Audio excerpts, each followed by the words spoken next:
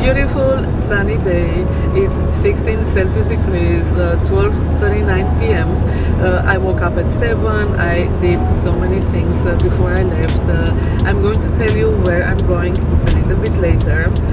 Between 15 and 18 Celsius degrees to me is the perfect weather. I can feel the approaching of the summertime. I don't like when it's getting too hot. That's why I like it so much now. This weather is perfection to me. I'm still feeling so tired from the weeks and months that I've been working in my shop, in my atelier, outside of my workplaces. I did also a lot of work in my office. Some of you maybe know it. I took part in a design event, Feinstoff. I've been preparing for it for 2 months. It was so much because, of course, I also did other things in between. And I kind of knew that I'm going to need some time off with the next occasion. And recently I came across some articles in the digital media about slow traveling, slow holidays. Of course, you have to be the type for it. I like the fact that it's more underlined, that it's more emphasized, that people give a name to it. I've always traveled slow. I'm not the type of person that would go from one cafe to another, cafe hopping or restaurants. Of course, I love to try the local flavors, the local foods. I would go to farmers markets. That's an important spot for me to discover local markets. But I've seen a lot, and I know that many people are gravitating towards the gastro places, gastro meaning cafes, restaurants, clubs, or others are going from one museum to another. I like to do a little bit of each. I like to spend a lot of time in the nature, but also walking through the cities, streets that are not very well known by the tourists. By the way, I'm in a tunnel now. It's a long one, but you can hear me. I'm using a lavalier. I hope that the sound will be good because when I was using the microphone, the big one, I could hear the mobile phone cracks. Sure, you have to go to places that you like, but living in Vienna since 21 years, since recently I moved outside of the city, but I'm still every day in Vienna, and living in the city for 21 years, what I've noticed, especially after the pandemic, that the tourists that I've seen, that I get in contact with, simply want to just cross-check from their bucket list, or at least that it's recommended by a tour guide or online. They want to come to Vienna and cross-check without getting a deeper feeling, a deeper understanding of the places they are seeing. I'm also so surprised when I see queues in front of museums, in front of cafes, restaurants. It shouldn't be this way because Vienna has so much to offer, and I was even thinking to start creating content, some episodes with alternative options for spending time in Vienna, because Vienna is not the Wiener Schnitzel or the Wiener Melange. As a local, you get to discover, you get to see new places on a regular basis. There are so many events, there are so many talented people, the city is boosting of energy, and having worked in the last 6 months almost every Sunday in the shop. My shop is located next to Belvedere Palace. I'm seeing tourists on Sundays going to the airport or going to the train station. The central train station is 5-6 minutes away from my shop on foot, and I'm seeing many tourists being sad, being exhausted, being emptied of energy, emptied of their finances maybe, and it shouldn't be this way. You the best things in life are free, and you should not feel exhausted, you should not feel tired after a holiday. Sure, you can get tired, but a good feeling of being tired and not sad. You should come more often if you have the chance to Vienna, not just once. And there are so many things that you can do in Vienna without breaking the bank, without going over budget. By the way, budget, I have some acquaintances that are working in luxury hotels in Vienna. And I'm always in awe by their stories, how rich people are spending their time and money in Vienna. That would be opposite to what I'm recommending, but it's something entertaining, at least to me. It's something to know. Many are very of course, there are people and people, and if you are rich, it doesn't mean that you are highly educated. It has nothing to do with it. But sure, there are highly educated people that have a lot of money, and it's interesting to see how they like to spend their time in Vienna. Maybe I can also create such content for you. Vienna to me is a huge part of my life, of my work. I'm appreciating the city much more since I moved out of it. I told you I'm coming every day to it, and I see its beauty and charm with fresh eyes every time. And going back to the slow traveling, the slow holidays, intentionally, I'm going now to Romania by car, wanting to discover, so I'm not going to visit my family at all. I wish to discover some places where I've never been, or places that I've been and I want to come back. 1.5 years ago, I've been filming in Ilidea. Ilidea is a beautiful village. So my first stop will be Timișoara, Temeshvar. I will be staying there for 5 days. Timișoara is the European cultural capital this year, and it has a lot to offer. I have friends there as well, but most of the time I'm going to be on my own. Then I will be going to Oravița and be staying in Ilidea village. Of course, I'm going to film everywhere I can. Then I will go to Herculane. Herculane is a spa town. Has a lot of history. I've been filming there before, and the final stay will be in Horezu. I've never stayed in Horezu. Only 2 or 3 times I've been driving by. I've been buying pottery last time, but there I will be spending 3 days, 11 days in total. It's not much, but I'm so much looking forward because I simply want to charge my batteries, to get in touch with the local history and traditions, simply to spend time in beautiful cities, but also in the middle of the nature. Now I'm going to eat because I usually eat at 12 o'clock. Now it's almost 1 o'clock. I'm sitting on a wet chair because I've been washing the car before, and I forgot to close the window. It was cracked open and it rained through. Luckily I had the coffee in my hand. I was drinking it outside. Otherwise I would have had coffee with water from the car wash machine. Yeah, so I'm going to eat now. I'm very well prepared, and then I will press record whenever I will see a nice spot. At the moment it's very boring, it's flat.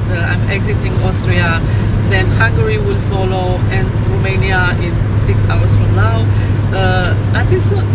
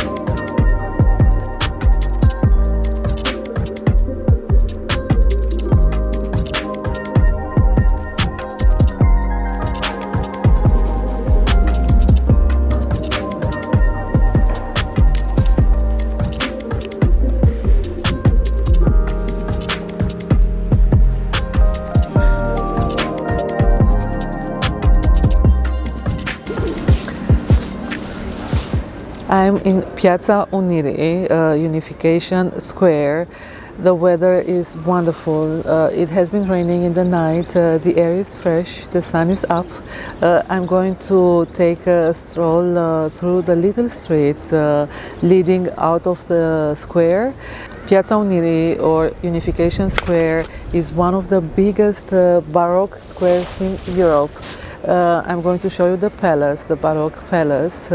Right in front of me, I'm going to show you is the Catholic Dome, and to my left is the Orthodox Serbian church. Very, very, very beautiful constructions.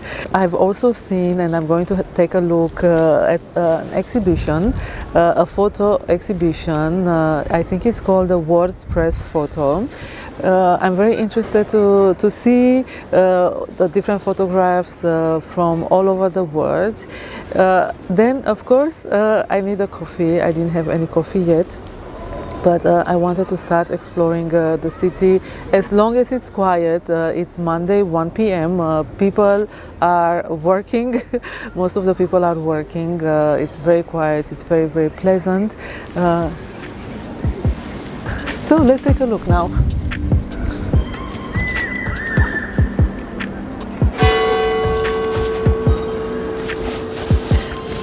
The dome is still in the process of being renovated. I wanted to enter here about 2 years ago, and it was not possible because of the construction and renovation works. But yeah, I only see there that they are trying to finish everything there, which means that here is all opened, and let's go inside.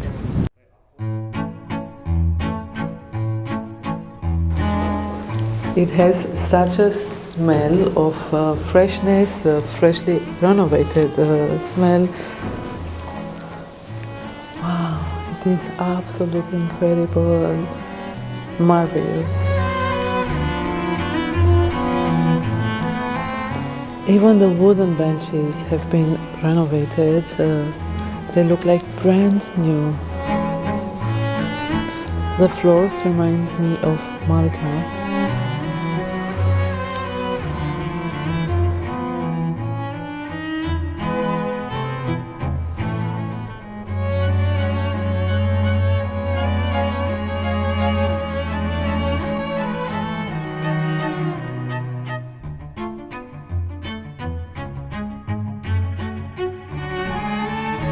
Details are impressive,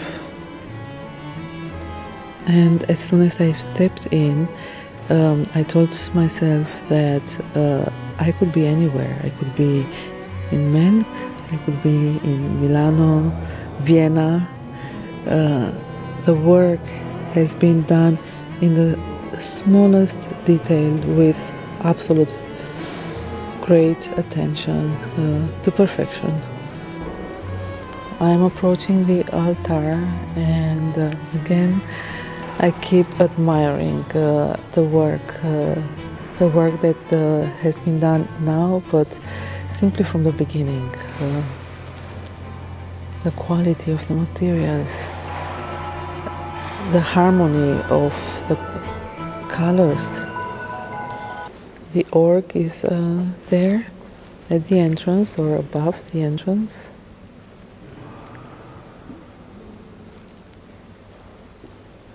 A big airy space. It doesn't feel cold at all.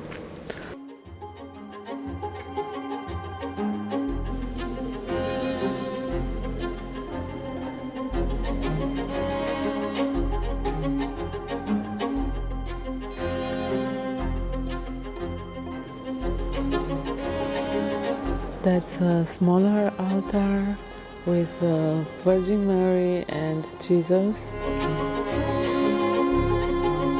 I'm going to say a little prayer at this altar dedicated with San Antonio de Padua. I like to say prayers whenever I see that he has an altar or that is mentioned in the church.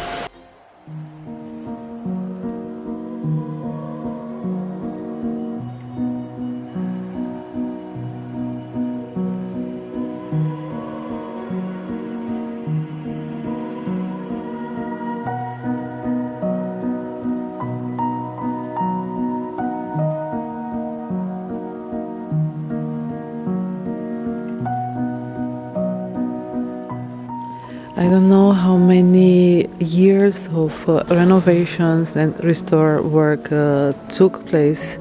All I know is that the dome was reopened just a few weeks ago, and one can see and feel how fresh everything is. I've also noticed that the paintings were restored. Everything, as I said, in the smallest detail. It feels like the dome had rebirth, recent rebirth. It's so nice to be here, and I'm so happy that I had the chance to come inside, have a look at it, say a little prayer. And now I will continue to explore more in the city center, so let's go.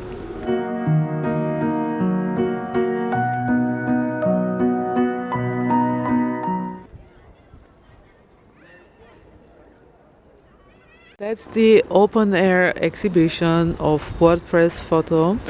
Here is written how it works. At the end of every year, WordPress Photo invites photographers and photojournalists to submit their work to its annual contest. Here is a step-by-step look at the process undertaken by the WordPress Photo team and its juries to identify the winning entries. I so much like that everything is bilingual. It's easier for me to read it fast in English for you. Here there is a map of all the contest regions: Africa, Asia, Europe, North America, Central America, and Central North America and Central America, South America, Southeastern Asia, and Oceania.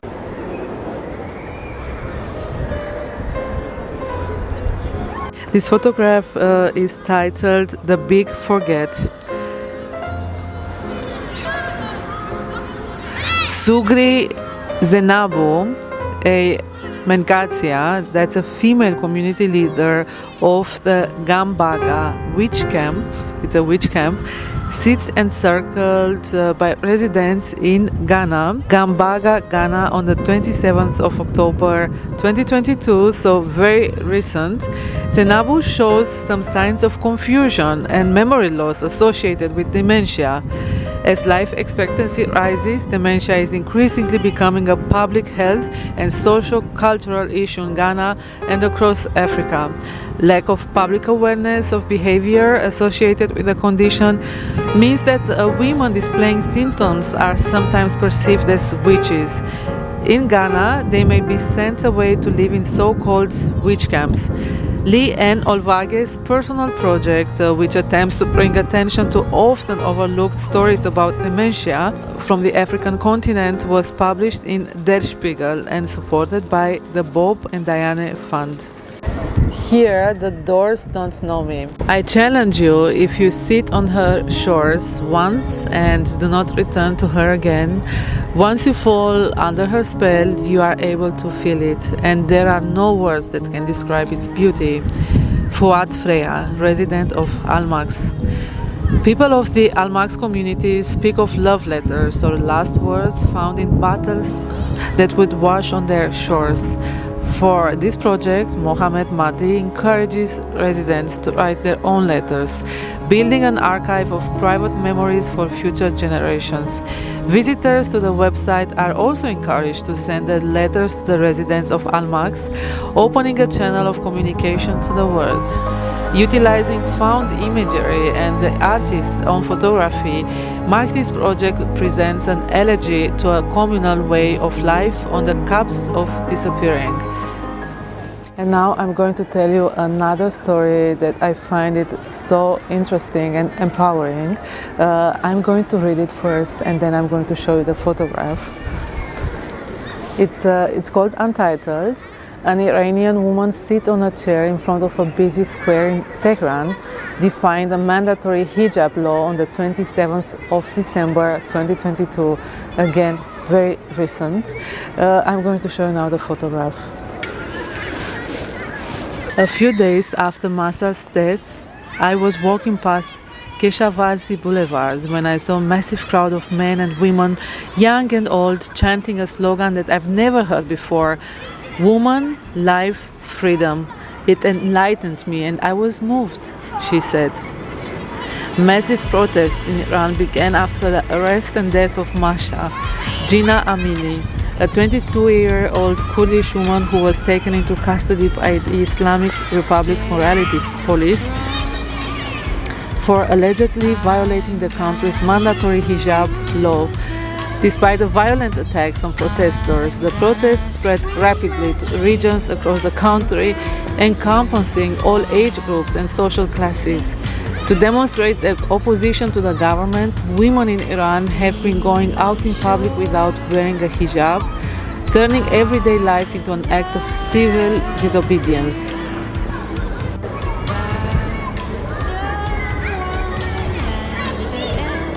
This photograph is titled Yana and Victor. Consoled by her partner, Yevgeny Vlastenko, and her mother, Lyubov, Yana Bakek cries over the body of her father, Viktor Kubarev, 79 years old, killed while buying bread during the shelling of Kharkiv, Ukraine, on the 18th of April 2022. Russian forces began advancing towards Kharkiv, Ukraine's second largest city, just after their full-scale invasion on the 24th of February 2022.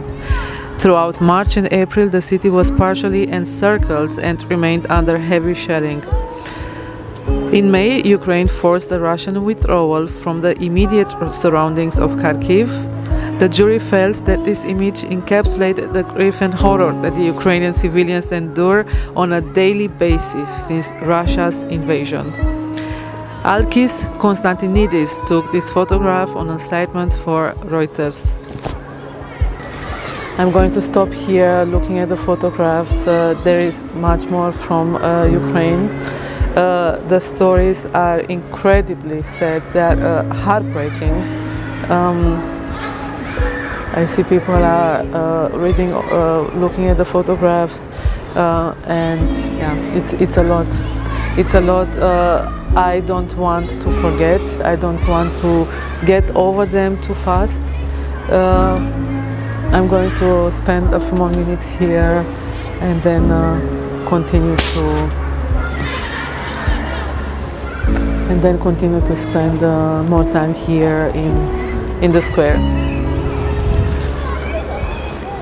Freedom of the press cannot be taken for granted. The organization Reporters Without Borders, RSF, defines press freedom as the ability of journalists as individuals and collectives to select, produce and disseminate news in the public interest independent of political, economic, legal and social interference and in the absence of threats to their physical and mental safety. RSF estimates that nearly half of the world's population has no access to freely reported news and information. By their count, more than 1,600 journalists have been killed in the past 20 years, at an average of 80 per year.